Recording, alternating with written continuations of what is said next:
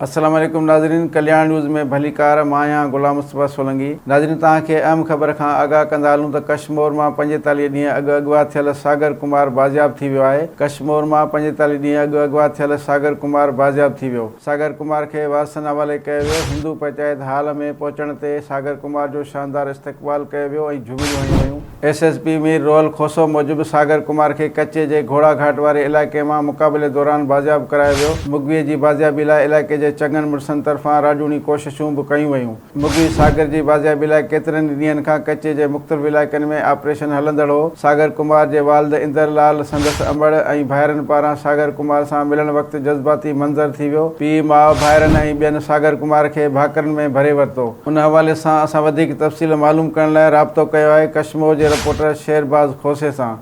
जी शेरबाज़, सागर कुमार जी बाज़ियाबी बाबति अव्हां वटि कहिड़ा तफ़सील आहिनि? जी बिल्कुलु, मां मूंखे ॿुधाईंदो हलां। 45 ॾींहं अॻु कश्मीर विच शहर मां अगवा थियल सागर कुमार खे SSP कश्मीर मीर रोहल खोसो बाज़ियाब कराए वरितो आहे।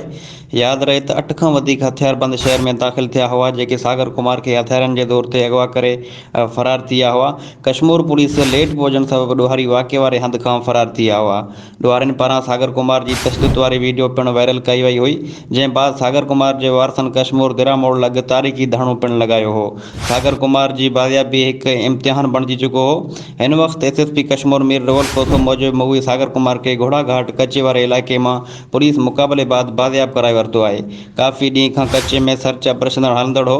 गुज़िरियल राति ॻुझे इतला ते कार्रवाई करे ॾोहारियुनि सां मुक़ाबले बाद मुगवी सागर कुमार खे बाज़ियाब कराए वरितो आहे।